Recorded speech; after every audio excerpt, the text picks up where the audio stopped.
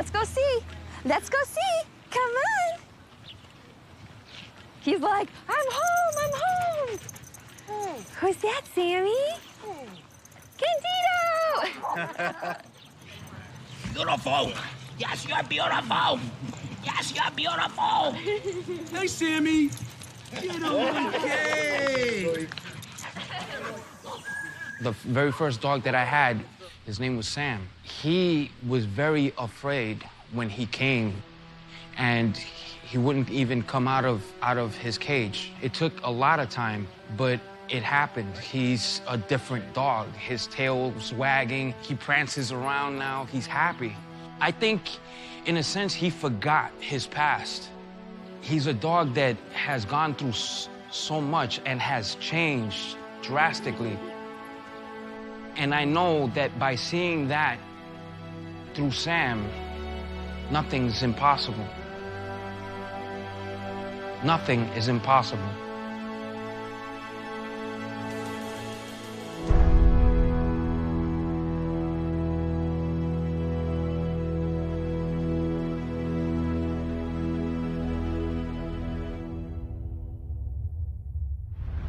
I got sent on a cruelty call by a sister organization because the cruelty call was in Simpson County. So I got sent out there, and as soon as I set foot on the property, the man shot at me 3 times, told me if I set foot on his property again, next time the bullet would be through me. So I just waited until late that evening and snuck out there.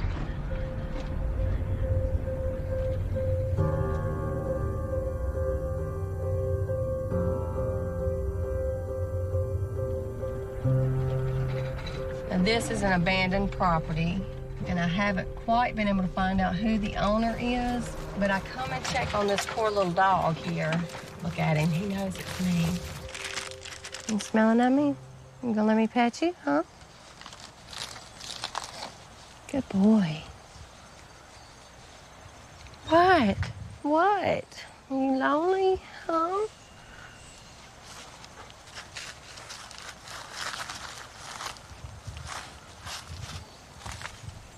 Looking to see if there was more dogs out here. It's obvious they've been feeding him, but throwing a bag of food out here once a week and letting it be trashed ain't exactly taking care of your dog. He's a sweet dog. He deserves to have a family that'll love him, where he don't just have to sit alone all the time in front of a house. He's got food, water, and shelter because he's got a food bowl, a water bowl, and he's got that thing cut out with hay in it for a shelter. So there's no reason for me to take him off of the property other than to keep checking and making sure he's got food and water and try to get in touch with the owners to be able to get him. And this is a small bag of food. I usually have about 20 of these in here. But I've been going through them a lot lately because I'm seeing a lot more of these where the people have left the animals at the home is abandoned. The dogs have no companionship at all. They're just being left. Why would you leave a single solitary dog that's not gonna hurt anybody on that property? Not when you can take them home and have them right outside your door and actually pet them and love them. It tells us in Genesis in the Bible that we're to be the keepers of God's creatures, and if this is how we keep them, it's no wonder we're at the end of days. We're coming from West Tennessee. We are in Harvard, Massachusetts, about 1,200 miles one way to here from where we started. It's hard for people to understand the concept of actually transporting dogs that have been rescued to their new homes in a different part of the country.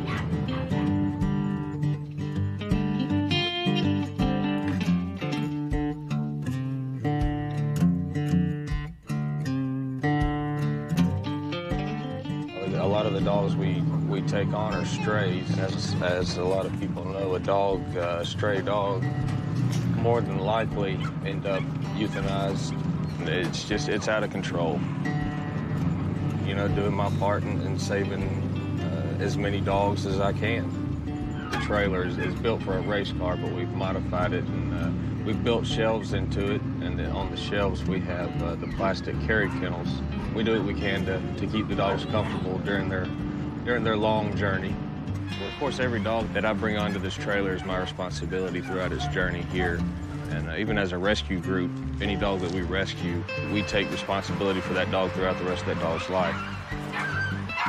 Close to 5 years I've been doing this. We've estimated to have transported and rehomed over 10,000 dogs. It's been a long journey, 2-day trip from the south. And even though they're not having a lot of activity during that time, emotionally it's a little bit stressful. So they come here and we try to make a calm environment as possible. Playing country music. We once by mistake put on some rap and they had some diarrhea. So no more rap, only country from now on. My job is basically to do the microchipping, vaccines, and kind of direct the volunteers. You'll find us in the kennels at the end of our shifts, you know, wearing our gloves and everything like that, but really giving the dogs some extra TLC. General public, you say, oh, I work with inmates, you either get the reaction of, how do you do that? Or, oh, that's nice, and they just back off a little bit. You always get the same thing, too. It's like, if you say, oh, you know, trying to raise money for a dog rescue, there's like, well, why would you give money to a dog? There's kids with cancer, there's, you know, kids with AIDS. Why would you give your money to a dog? You know, people need help. There's so many great charities out there, and there's so many worthy causes. I think each person has to pick their own that really speaks to them and focus on that. Otherwise, you just spread way too thinly. And I think this has allowed me to help humans and animals. I hope maybe 25 years from now, there's not really a need for us anymore. But I'm realistic in terms of thinking this process of changing things will probably take a longer time than that. So I think we probably will still be doing what we're doing. We'll still be finding lots and lots of dogs, good homes in New England. But for now, we're gonna keep doing what we're doing. Animal rescues are limited by how many foster homes they have. The more foster homes they have, the more animals they can save. We have a prison system where we have approximately 2 million inmates with thousands at minimum security facilities, which can become foster homes in a sense and provide homes for all those dogs that these animal rescues don't have space for. By utilizing prisons, Don't Throw Us Away has solved what is the main obstacle for many animal rescues. Today is a very exciting day. This is the first time the inmates get to meet the dogs, which means it's also the day when the dogs pick the inmates. So the dogs pick who they want to work with for the next 8 weeks. It's really exciting to see who the dogs go to. And it's really nice to see how happy the inmates are to see the new dogs.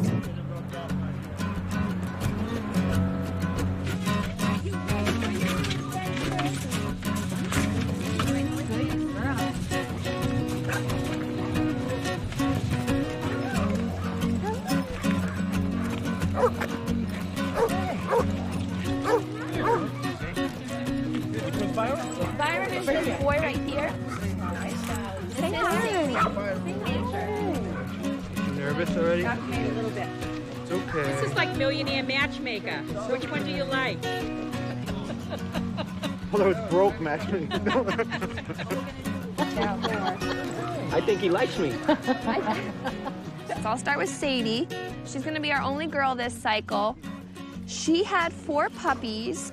Their names were Mo, Joe, Bo, and Zoe. She was found at a garbage dump with those 4 babies. So she had a rough life. She also had heartworm and mange. I don't know how bad her mange was. She could have been completely hairless, she could have been partially hairless, but she's recovered greatly, and she's definitely gonna need all the love and attention from you guys. So Cash, we think he's about 9 to 10 months. We know that he loves to play fetch and any other game that centers around running and water. His foster mom writes he's definitely not a couch potato. Byram, right here, is about 1 or 2. He's about 50 pounds. He was found on a lady's property and wanted to be with her people and dogs. He wouldn't leave. So that's how he got into rescue. He was a smart dog. Major is also about 50 pounds. He's supposed to be a black lab border collie mix. He's supposed to be about 9 or 10 months, so he's gonna be the youngest guy in the program. Here, Phil. Hey, does it smell better? Okay, come on. This is a dog's. Come on, come here. Come here. Hungry? Yes, you are. girl.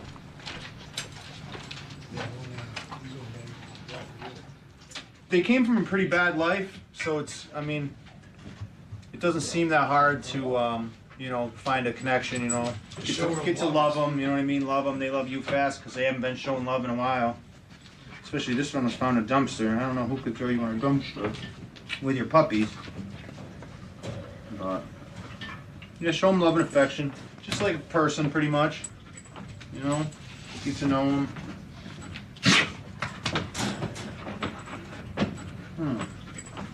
Good girl. Good girl. Come on, get out. The door's open. Come on. I don't know. She just came over. She just didn't leave my side. Oh.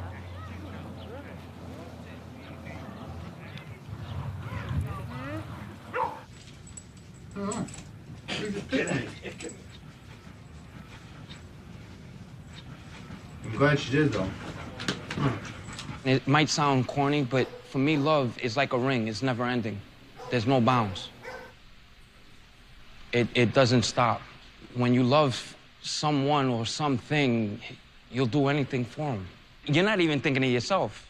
You're putting them first before yourself, and that's what I do with these dogs, too. I just want to see dogs, you know, saved and go back out into, like Mike and me, go back into society and do good. Give people comfort and, you know what I mean, companionship.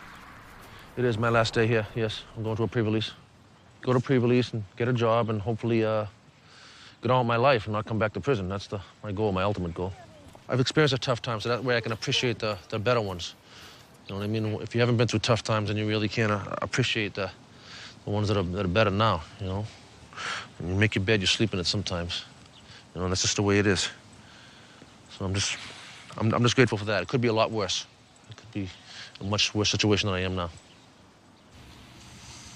That's part of the reason that I came over to the minimum unit. After 10 years of being inside, they go from there to either the streets or to a lower security. This way I get to see, you know, they're one step closer to going back out. Maybe I can help them. You can't just shut somebody out just for one mistake or even two mistakes that they made. And same with these guys. They didn't do anything.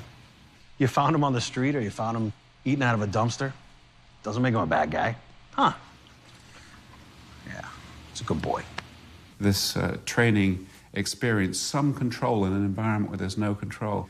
I think it's tremendously beneficial to the prisoners. They have this responsibility that I think is wonderful because it's a privilege for them to have this unconditional love from the dog. My experience with the prisoners is that although they haven't had a lot of it, and some don't trust it or some don't understand it, it's what every human being wants.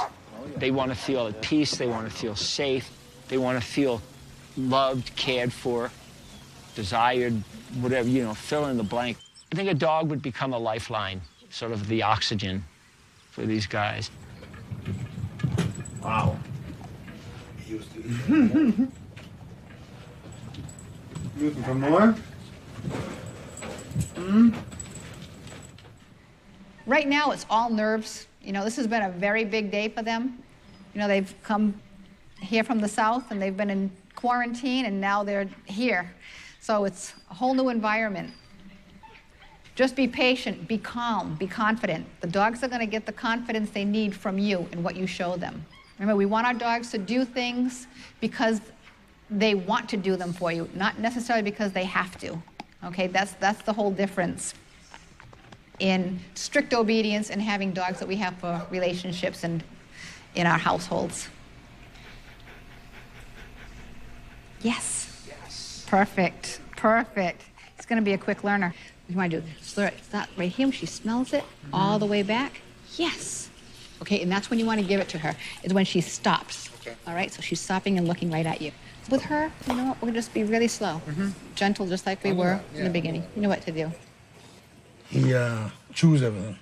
Like he chewed our shower shoes and so we don't let him out of the crate unless he's with me at all times. Yeah, I didn't have no patience when I came here. But having these dogs, you know what I mean, they're teaching us patience. Just as much as we're teaching them their skills, they're teaching us. We're building on three things: bond, trust, and respect. And that's the three-legged stool that I base all of my training skills on. They'll leave here with having all the basic obedience commands under their belts. They'll be sitting, staying, down, recall. They'll be doing some other things, such as leave it, go to their beds. We're going to work right through the things. So getting them into the home environment after they're adopted, they're going to have a very well-trained dog. This cycle, I think that we're really in the clear with having no fearful, timid dogs. I've got one dog that may have a little bit of a challenge, but again, this is day one. But she seems to want to participate in the training, where we've had situations before where we actually had the dogs just observe until they kind of warmed up to the situation. All in all, after chatting with each handler, they feel very confident in progressing with the training. The handlers themselves, they've progressed tremendously. Their level of confidence, their ability to feel that they can do this has just blossomed. I actually would like to somehow work with animals when I do get out. I mean, I'm a mason by trade, but I would like to do something with animals. I think the program is great. I think what Michelle's doing is phenomenal. Saving animals' lives, and I've always loved dogs growing up. I have a couple. You know, the world's such an uncertain place nowadays. A lot of things happen, whether it's your fault or an accident. Second chances are very important. I just wanted to realize that, you know, the bad part of her life's over now. If you bring a dog into a prison, the prisoners are going to need to know, they're going to want to know and need to know the history of the dog. When they find out it's been an abused animal, I think it's going to cement the bond even more. Some of them are scared tremendously that they shake. They shouldn't be treated like that. Dogs should have rights just like we do. They should be treated like human beings. They have jails for people that commit crime against people. They should have people be in jail for crime against animals. It turns my stomach because I just can't imagine that there are people out there that are doing this. The stories that you hear and the cruelty that the animals go through, there is no need to ever have that for a dog. It's just not a right life for any dog to live. The minute we start thinking of other people or other animals as being dispensable or disposable, we suffer that indignity. When we lose other animals, we lose parts of ourselves.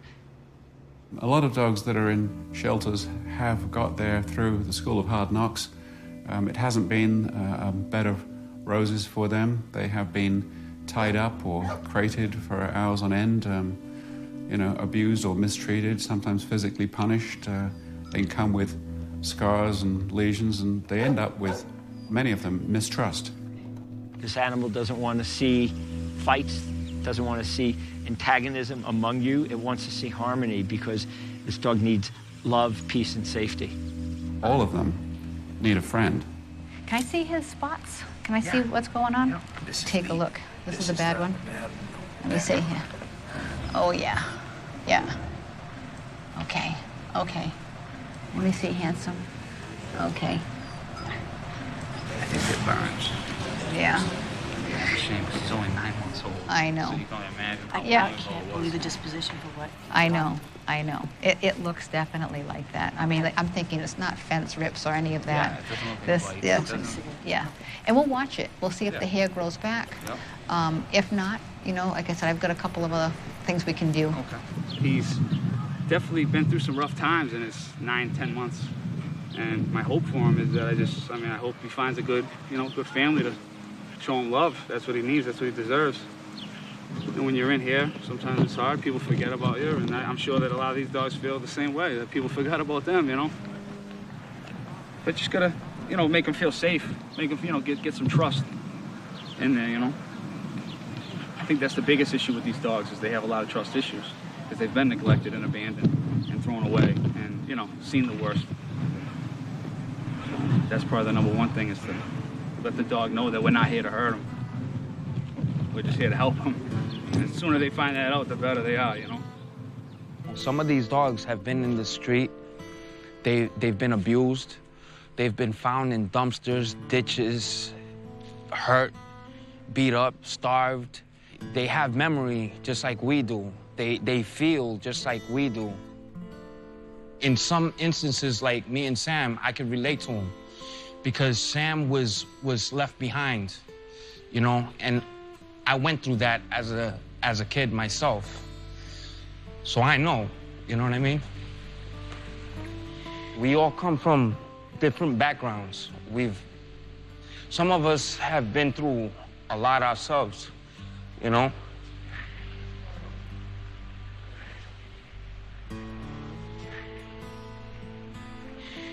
And I can relate to a lot of the dogs.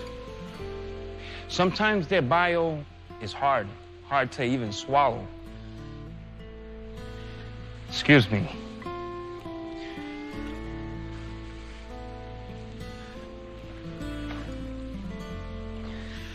But yeah, it is. It's hard.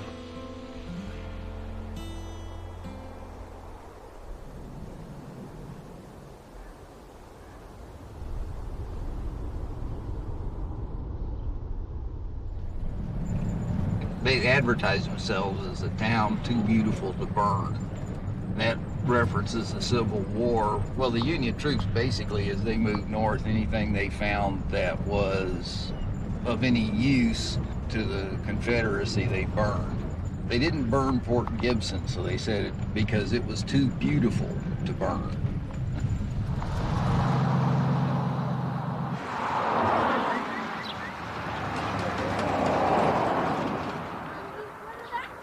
If we see a dog that needs help, I get him. I pick up dogs that need help.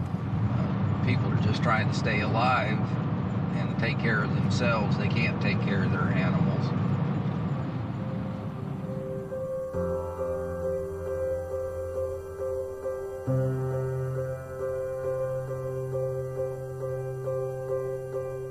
I'd find mixed breed dogs, you know, like Sadie and her puppies that people had just dumped, and I said, I cannot leave them there. So I went into town and I was talking to some of the people down there, and everybody goes, oh, it's so sad. I saw that dog down there with all those puppies, and nobody's feeding them or doing anything. So I went home and I said, that's it, I'm taking them. So I loaded them up, and they all had mange. And poor Sadie, every time a car would drive by the garbage dump, she'd take off running after it like it was her owner. So you can tell that she loved somebody at one time, and they just dumped her. And all these dogs, there's a sign right here. It says, caution, don't enter. There's toxic waste all back in here. And that's where the dogs are getting a lot of their water and they're drinking, and that's where they're hiding out, back in here. You gotta be careful when you go to pick a dog up. Someone may take a little bit of umbrage about you taking a dog that they think is theirs. This being Mississippi, they could come out and take a few shots at you. We'll come back and get them. I'll try it again. They all went down that ditch running. I like dogs myself because, you know, it's so much be going on, and at night, them dogs, when they're around, you know they will let you know when somebody out beside your house or something. These dogs you see running around here, them strays. Them dogs over there had some puppies. There was about 3 or 4 puppies over there, pretty puppies. And I used to feed them. I fed them too, but they gone somewhere down the hill. They'll be back. They always come back. There's a lot of dogs out here and a lot of cats out here that people don't want, you know. I thank God somebody trying to help these, because it is too many on the street. Sometimes you see dogs just running up and down the street, don't have nowhere to go, you know. Hey, you, come here. Come here.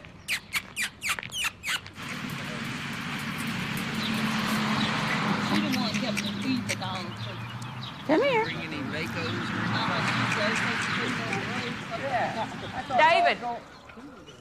David, bring a leash. Come on, hurry. It's okay. Come here.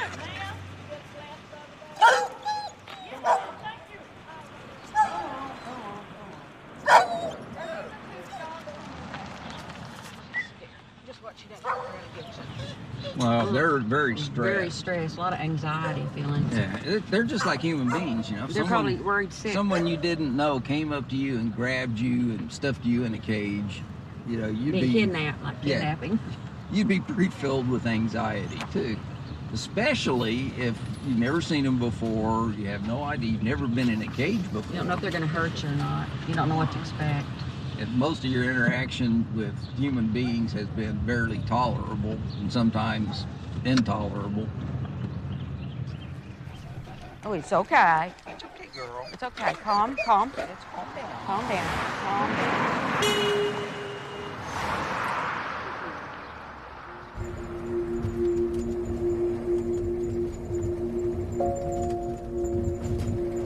I guess there's some thought by city people that people out in the country must love dogs because they come out in the country and dump the dogs. It must be, they think they're better than turning them in to an animal shelter, not realizing that dogs like those are probably not going to be able to take care of themselves. So unless some sympathetic farmer or somebody decides to take them in, they're just going to starve to death.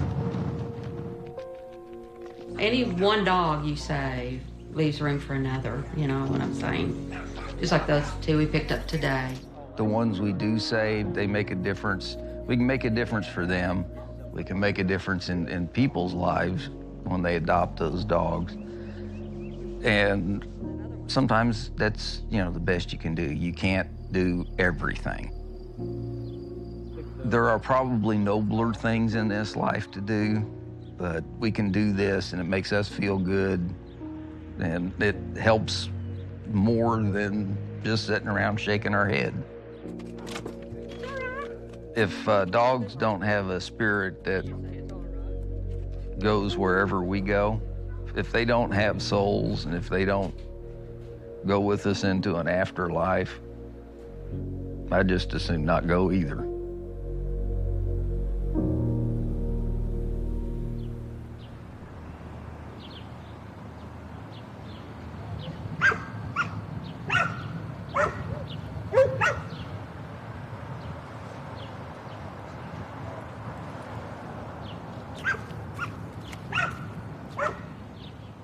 They know who the nice guys are and who the bad guys are.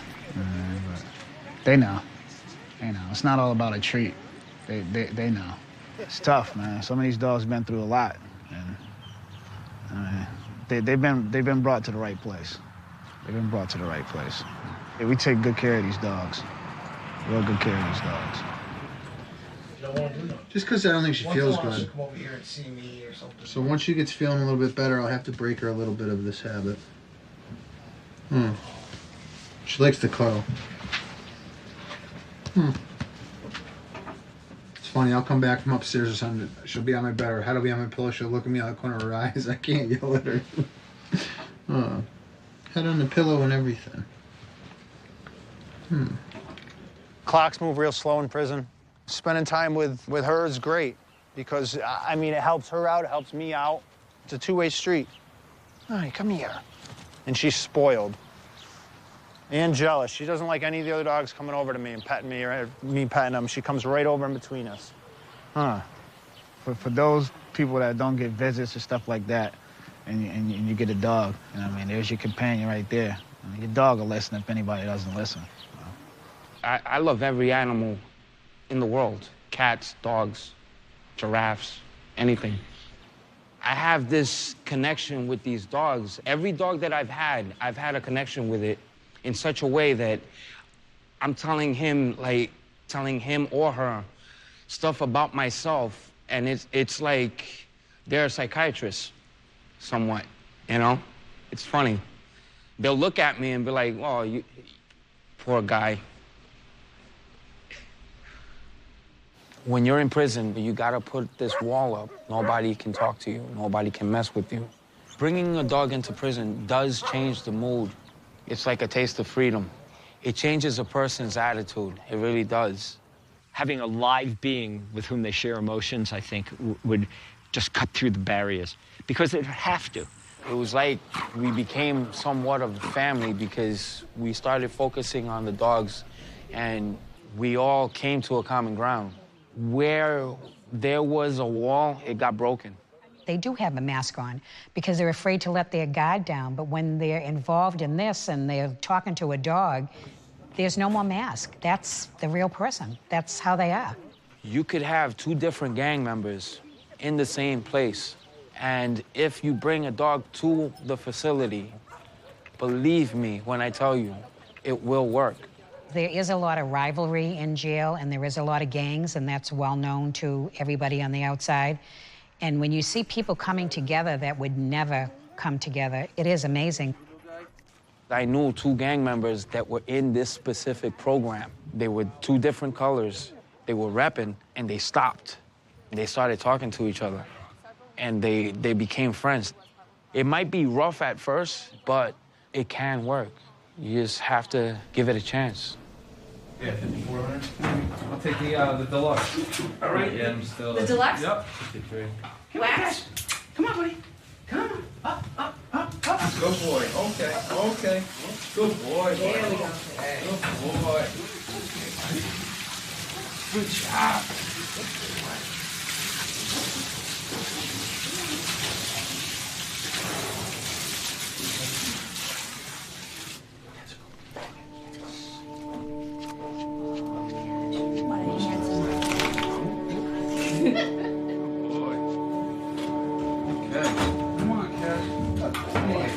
Come on, over here.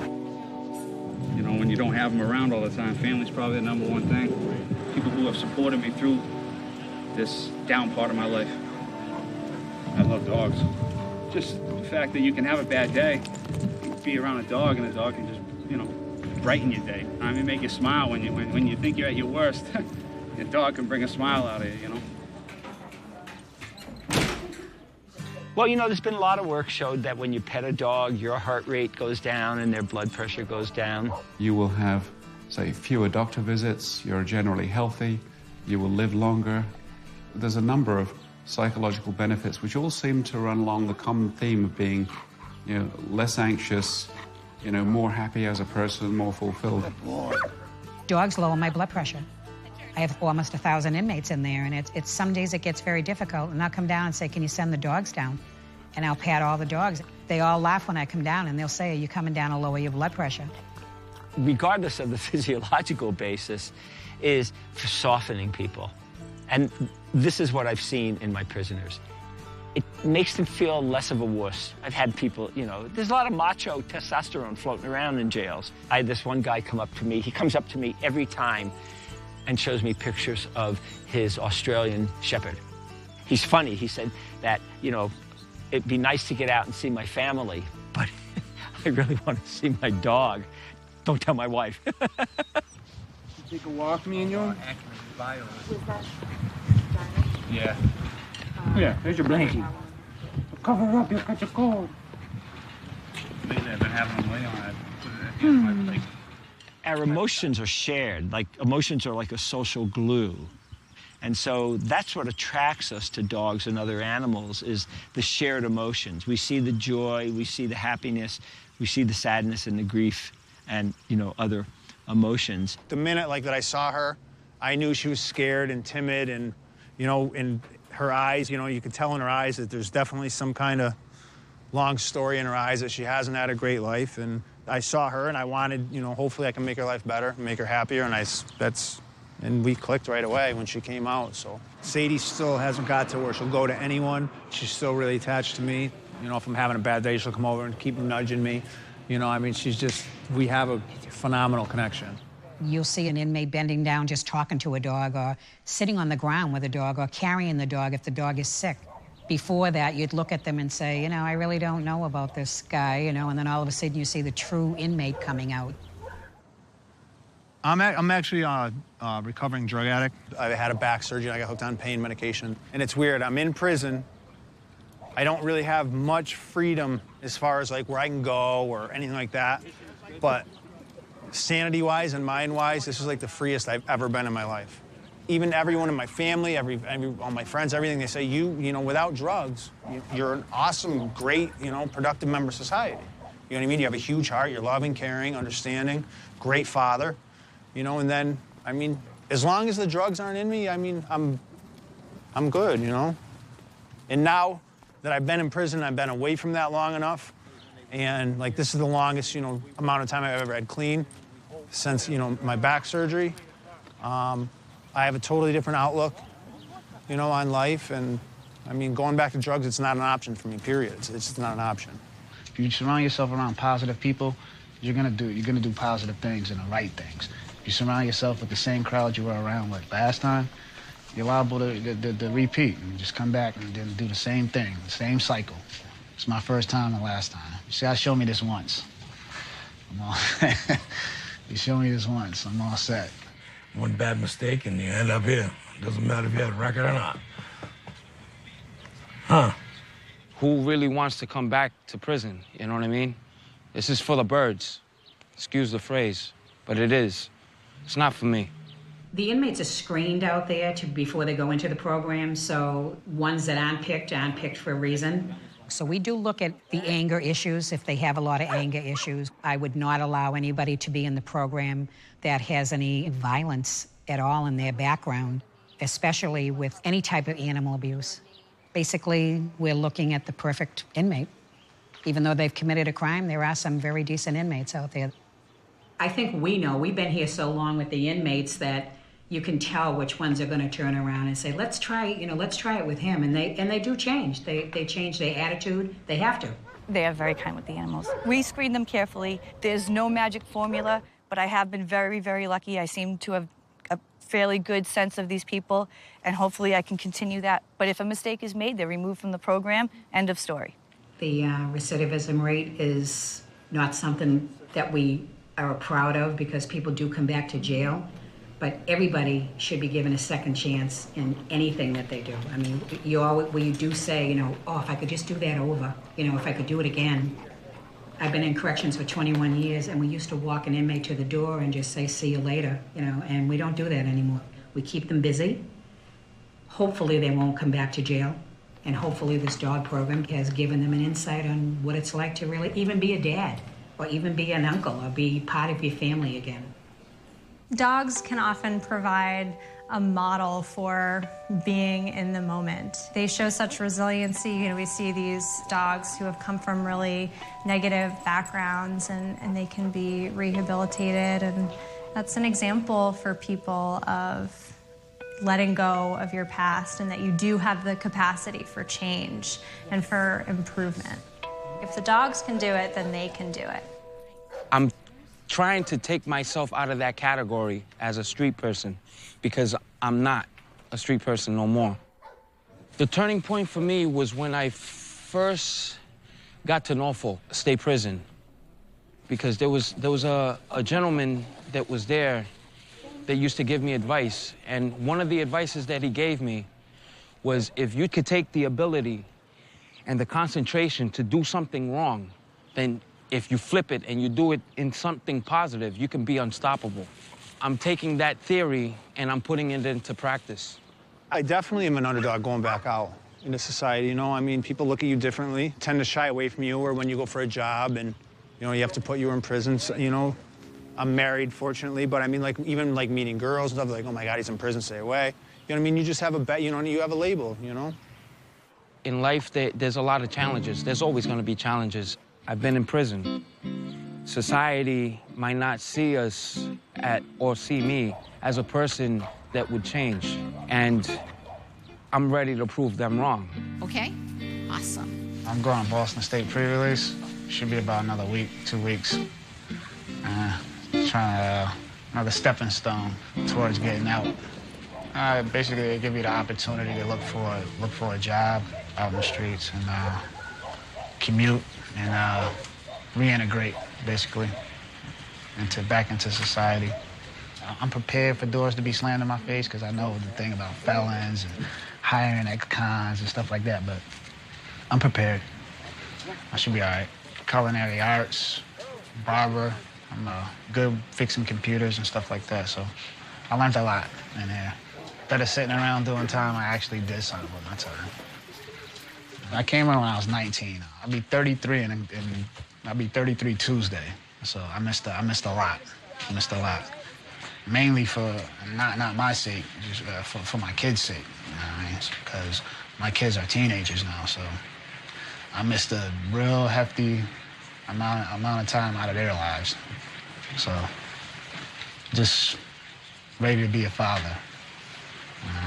It's all about the kids this time. I don't know if it's a second chance or if it's another shot, but I'll take it. I'll take it and do the right thing with it. Come on, son, go to bed. Come on. Come on. I know. Come on. Come on. Come on. Come on. Come on, you. I know. My daughter and mom came up a couple weeks ago. They love her. My daughter wanted to take her home. It's good once they find a good home. Huh. It's bittersweet because you don't want to see them leave, but then when they leave, that's why it's good to get the updates because you know they're, you know what I mean, they're being taken care of and they're all right.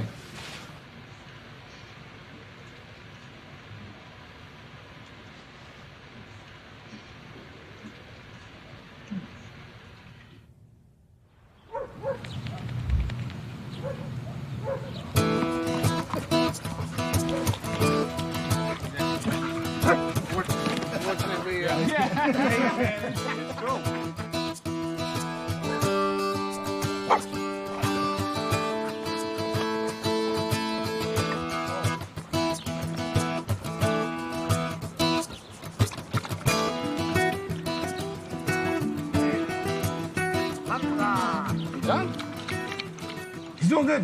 He's got a lot of energy. But as you can see, you know, he's a love bug. As long as he's relaxed, so this is the best. I can let him down here running around and all that, but that's just feeding into him. But up here, you see how relaxed, and he just wants to be affectionate, that's all. You see him just the first day he got here, how hyper he was, and how he's calmed down more than what he was.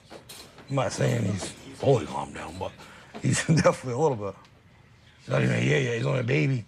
So, he's a big baby. Huh, he gonna fall off. Basically with him, the stay and the walking, although he's doing a lot better with the walking than what he was doing. He's so hyper, he doesn't like to sit still. He has to, so we'll get him, but that's gonna be the hardest thing with him.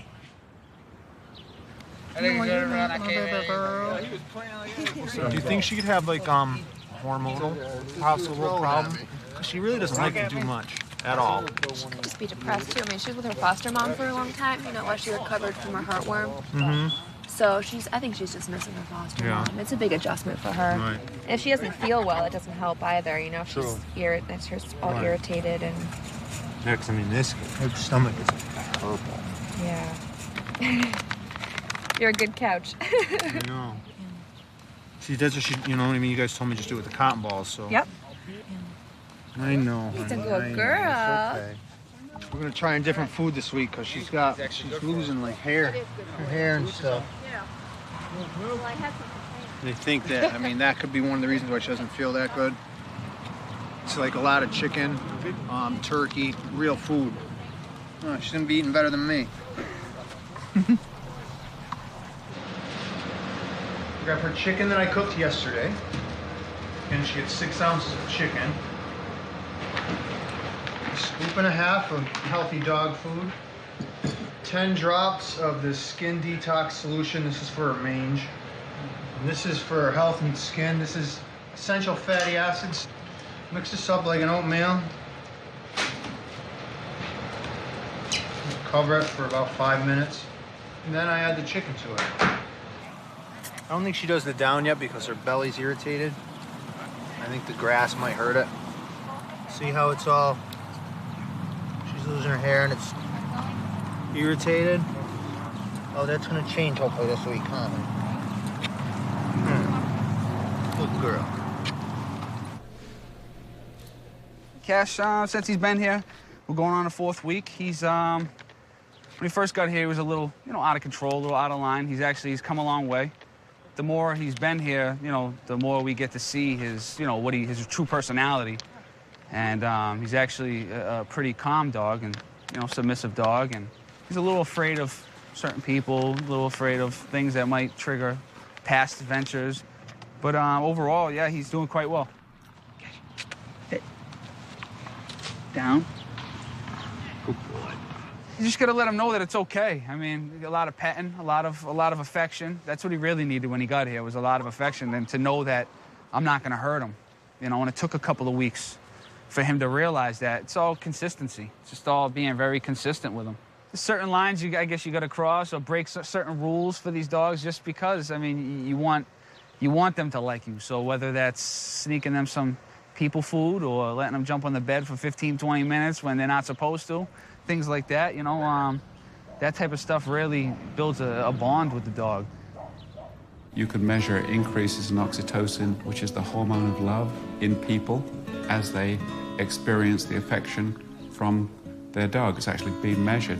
This is the hormone that bonds a mother with a baby, the one that's responsible for romantic love between people. And it's also released and fortifies this bond between the person and the pet. Stay. He's gonna go down. Down. Stay.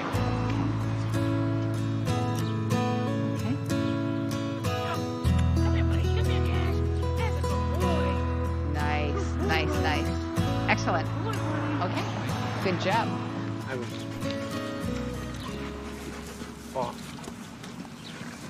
Come. You know what I want you to do? I want you to stop, and I want you to make him sit and down. I want about 10 of them in a row. Okay. Doggy push-ups. Okay? Yep. So when he gets to be a little obstinate and challenging, we're going to focus. Get his focus back on you. I don't care if you have to go by the tree. You want him to sit and down. Right. Sit and down. He makes me happy, you know? When you're in prison, you're not really seeing happiness, you know what I mean? You're surrounded by guys. Behind the wall, there's no streets, there's no cars, there's no laughter. I mean, there might be, but not enough. Prison is nothing but just, I call it the walking dead, because you're alive, you're walking, but there's nothing there for you. It's not life. And this dog brings out the best in me. It lets me know that I'm taking care of someone else, because he has a life as well. And he'll know what love is because of the fact that he's getting it from now. This is the foundation. Can't build a house without a good foundation, and this is it. Forever Home Rescue New England is holding our prison dog adoption event today, and this has been a long time coming. The dogs have gone through most of their training. Some are spoken for at this point, but the adopters want to meet them now. They've never met these dogs. They've seen them online, seen them on our website, looked at their descriptions. They think they love these dogs. Now they just have to confirm that in person. We're gonna have a lot of nervous people coming in today and super excited because they're meeting the dog they're going to have for the next 15+ years. Everyone will come in today. Chaos may ensue, but it's a lot of fun. And meet their dog, take them around, walk them, get to know their personalities, and hopefully they'll all be good fits. Not every dog that ends up in a shelter can be saved, but a good percentage of them can. The goal, of course, is that when they are adopted, they stay adopted, because the big problem is the boomerang. They come back in. I think this prison experience, because the prisoners have so much time, there's a much better chance, because a well-trained dog is much more likely to stay in the home than to boomerang back. We had adopted a dog from a shelter before. Didn't know much about him. Had to teach him basic commands. It took years, really. But you know, having a dog with this foundation, I think it's great. I think it's amazing, considering he's in 6 weeks from he was a stray to where he is now. I mean, you can see I'm just, you know, I'm not exactly hanging on to the leash here, and he's just, there's other dogs around. He seems that he's great with the other dogs. He doesn't seem bothered by that. He doesn't seem bothered by different people. We saw that he could sit and he could stay and lie down and everything, which is great. I think I need more training than he does now. That's probably going to be the other thing. We just finished the open house, so now they have to go back to prison, all the adopted dogs. The dogs that haven't been adopted stay for the weekend, and so they're around for the Monday's open house. So Sadie and Bo will be staying, but all the other dogs have been adopted. So it's pretty good. 4 out of 6, it's pretty good. People can't just come to the prison to meet the dog. We have to bring them here or to another location. So it's been very successful, I think. In the beginning, I was very careful about only buying, what I would consider to be a masculine colored poop bag, because I didn't want them to be upset, but now I just think it's funny. Just buy the pink ones. So I'm just getting my car ready to do transport. Normally, we use crates for all the dogs, but because my car is so small, I have to transport 3 dogs today. There's really no room for crates, so got all my blankets out, and yeah, I'm ready for the flurry of fur. Okay. All right. So I'll go half in the front. Okay, I'm gonna go get the boy. So I put the windows up, I turned the AC on for them. He's ready. Come on, co-pilot, let's go. Come on. Oh boy.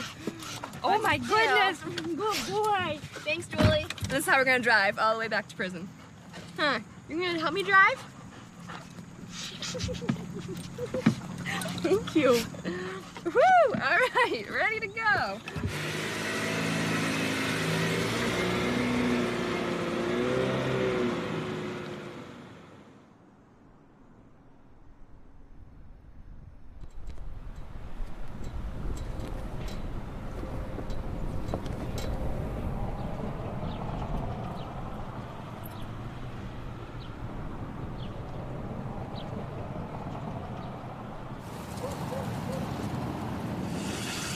You're going out there. He's wrapping up his bid. He's going home.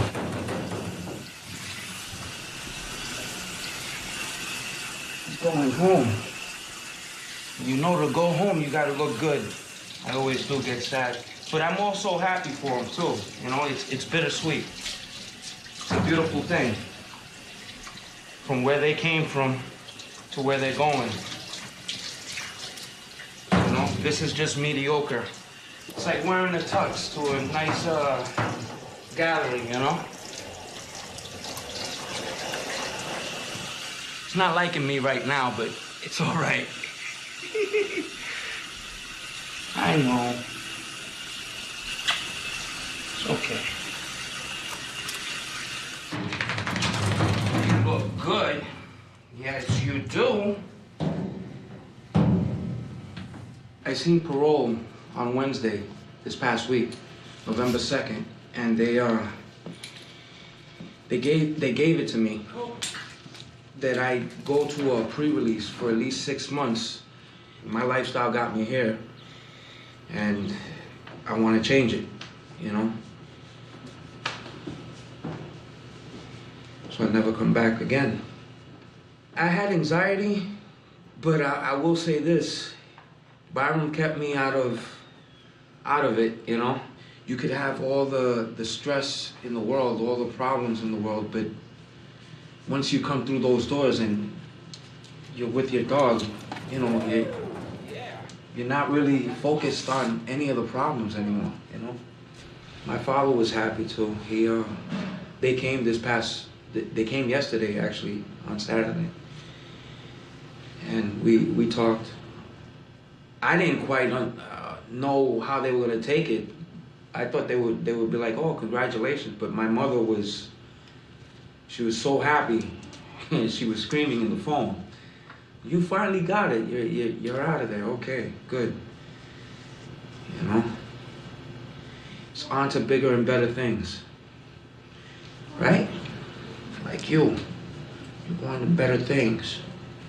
Right?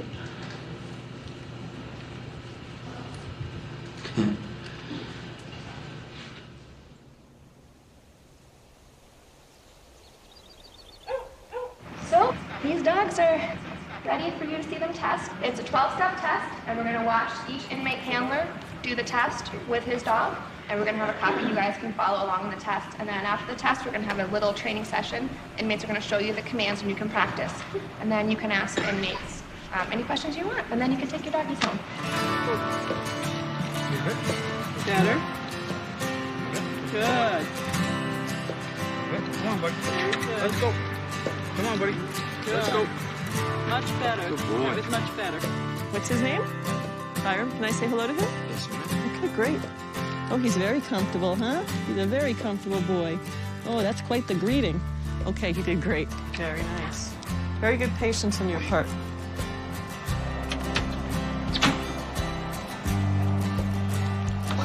Very nice. I really like that level of patience, Phil. Go ahead. Okay, good. Great job, Phil.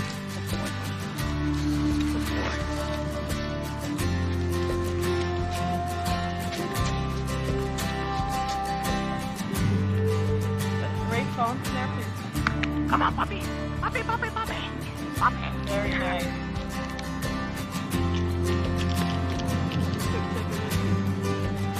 Very nice job. Thank you very Good much. seeing you again. You too.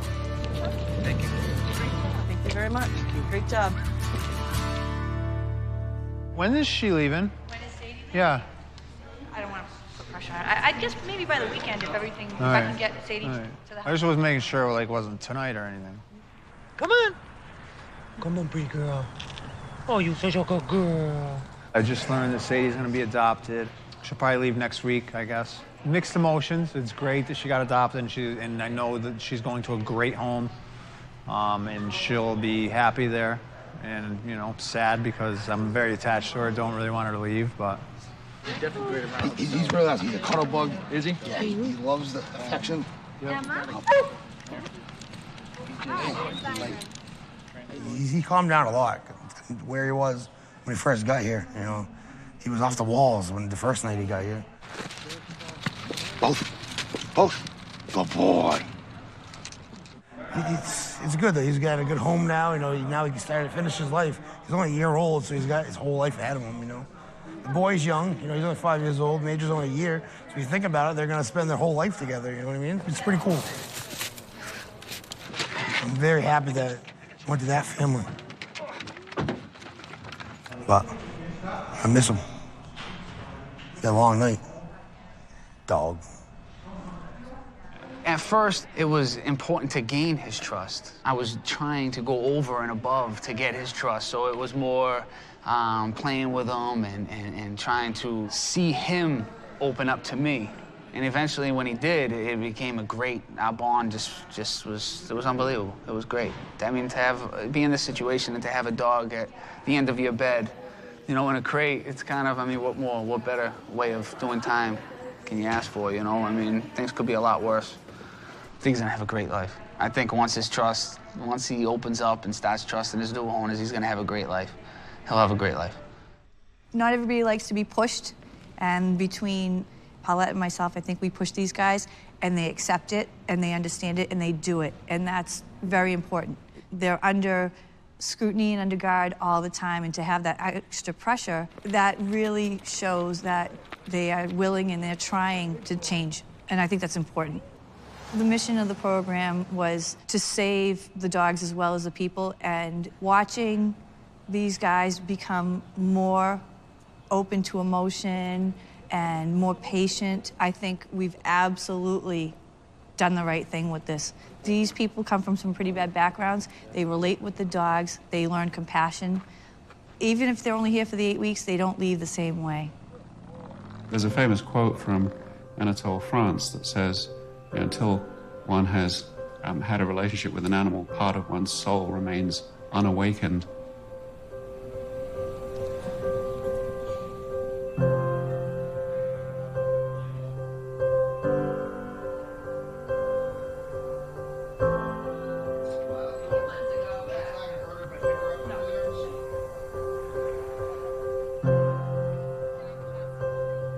We're saving the animals. You know, the dogs, the day the program gets them, they're pretty much, that's going to be their last day alive if they don't get saved. So when they take them, you know, and then we work with them and get them died, it's great.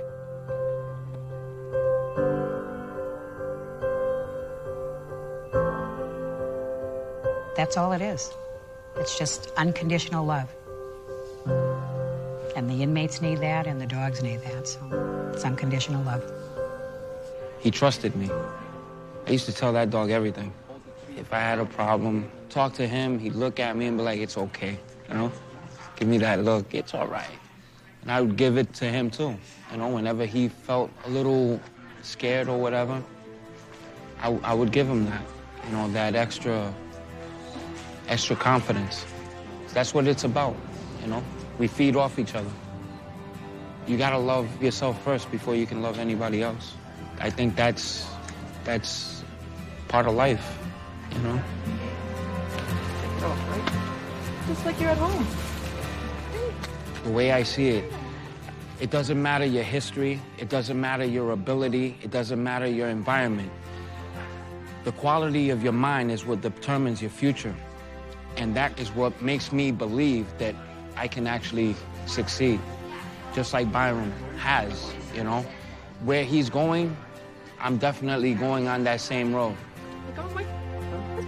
I'm getting another dog, at least 3 of them, 3 or 4. That's a definite. I'm coming home to a family of dogs, but I'm gonna come to a family, you know? I'm gonna have it.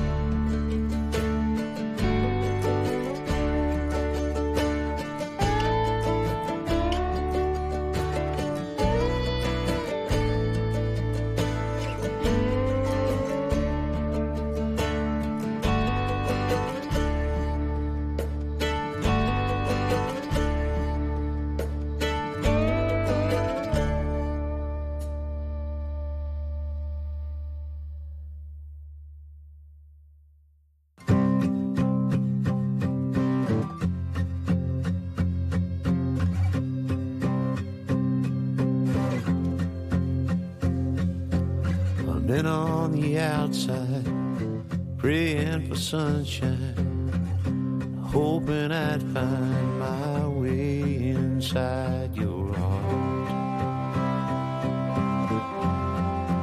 inside your heart.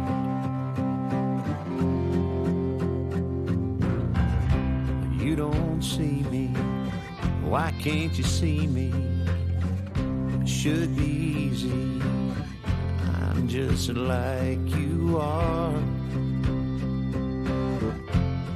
We've all got scars. Oh, I could hand you over. It wouldn't take me long. Come a little closer, I might be the one. Don't throw me away. Don't throw me away.